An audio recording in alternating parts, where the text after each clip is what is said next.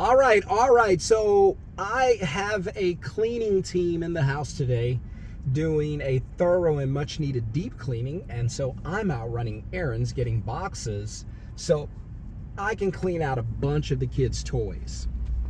So that's my goal today, to get toys cleaned out of the house and to make the house look better. But I'm just a few minutes away from the house, so I figured I'd jump on, spend a little bit of time with you, and we could talk about some cool things. So let's go ahead and do that. So we're gonna start where everyone is getting excited. We're gonna start where everyone's getting excited and getting back into, because they feel like it's getting positive. We're gonna start with the home market. So I know owning a house is a sensitive topic for a lot of you because you're obsessed with home ownership. You believe that it somehow validates you as an adult or as a human or as a dad or as a mom. I don't know. I'm telling you, if you feel that way, you're taking it too far. It ain't that serious. Hit subscribe, hit thumbs up. Welcome to the channel. By the way, a free live training coming up if you want to learn how to make money from your phone by starting your own middleman business by doing 3 things: booking customers, taking deposits, and then dispatching the work to other companies who actually go out and do the work. You do not actually do the work yourself. You're going to book, deposit, and dispatch, and that's all that we do. And if you want to learn how to do that and start your own middleman business, put the word middleman in the comments below so that we can teach you how to build a business from your phone. Live training coming up, but you have to have the Zoom link to get into it. So let's talk about it. So the market right now, the housing market for the past few years, because I always tell you guys, don't be obsessed with buying houses. Houses don't validate you. That newness wears off very quickly. When I owned my house, everyone came in the first time, was blown away, loved it, you know, gave us loves, gave us hugs, patted us on the back and everything. We felt like we achieved something. And then a little bit after that, nobody really cares. They don't want a tour of your home. They don't really care. They just want to know what's in your freezer, what can I eat, where can I drink, where can I sit. All the newness kind of, that shine kind of wears off, just like buying a new car or buying anything really. The newness wears off and it's not a big deal after that. And so, but what is a big deal is after they stopped patting us on the back and loving on us and wanting to see the home and being wowed by it, all that went away, but the mortgage didn't. No, the mortgage was there for the next 30 years. And so that was a painful reality, understanding that, wait a minute, this mortgage is going to be here for the next 30 years. We have to pay this? How do we pay this? With a job? Oh no, we need paychecks for 30 years? Nah, we signed up for a bad deal. And when I tell you guys that, that's why I tell you, use an asset to pay for the liability, not a paycheck. That's a dead end. So, but what have we seen in the market? We've seen high inventory, which means inventory's gone up about 40% from where it was last year. That's more homes on the market, right? We've seen a semi-market crash where prices are coming down. I'll argue that prices were so inflated, so heavily inflated, that even a market crash can't solve this. It's got to be a market just devastation.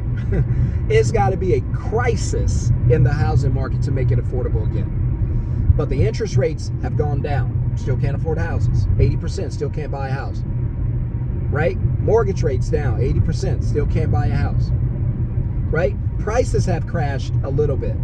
80% still can't buy a house. Listen to what I'm saying. Interest rates down. 80% can't buy a house. Housing market crash, if you want to call it that. Still can't buy a house.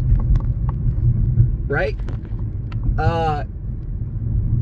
You know, the interest for the mortgage interest down. Still can't buy a house. Right? Why? All of these things, inventory on the market, still can't buy a house. All of these things are designed to make it where the average person can buy a house. But 80% of America still can't afford the house. You know why? Because a crash can't even solve this. I'm telling you, you need a crisis. A crash won't even solve this for a few reasons. People are addicted to buying homes, so they're still going to buy. As long as the home builders see you buying, they'll still build. They're borrowing the money at a higher rate. That means the house is going to cost more. So even with the housing market being where it is, it still hasn't crashed. It needs an all-out reset. But 80% still can't afford it. You know why? Because the housing prices were so jacked up in the first place that even a crash can't fix it. Even a crash can't make it affordable. The crash can't make it affordable. The inventory being available can't make it affordable. The interest rates taking a dive still doesn't make the house affordable. So why in your right mind would you go out and buy a house with a paycheck? What are we doing, America? What are we doing, middle class? What are we doing, people? This whole entire channel is designed to get you to think differently about your finances. Don't be like the 90% or now the 80% who can't even afford a house, even with a crash, even with high inventory, even with interest rates taking a dive, still can't afford a house. You know why? Because the house that was $300,000 is now $600,000, and even if it crashes to $5,000, we still can't afford it. I'm just giving you the real. You can feel how you want to feel. Let me know what you guys think in the comments below. And I know realtors, God bless them, they're becoming like oil salesmen and the people at the oil shops who literally like in 5 minutes could tell you 97 things that's wrong with your car. I just want my oil change, right? Or car salesmen who you can tell them, like we told, hey, we paid off this car, we don't want to trade it in. Yeah, but you guys could trade it in for something different. Oh, you're talking about us trade the car in for what's best for you, not what's best for us. You don't want to be that. I don't want to be that. Keep it real. Tell folks the truth. The housing market, what can I say? A crash can't save it. Interest rates cut can't save it. High inventory still can't save it. It's too expensive. It costs too damn much to buy a house. It's too stressful. It puts too much of a burden on people. It's ridiculous. That's what the market is. When it crashed in 2008, it wasn't because of overpricing. That's a different crash.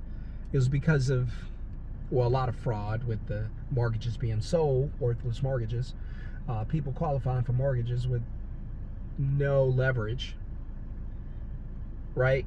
But that was a different crash because the mortgages went, you know, the mortgages came due. They couldn't afford them. Everything went on sale. This is not that. Everything's too expensive. You want to fix it? Stop shopping. You want to buy your dream house? You need to make money away from your job. Create a middleman business or some type of business. If you want to learn how to do that from your phone, put middleman in the comments and I'll see you in the live training. Housing market. Shaking my head.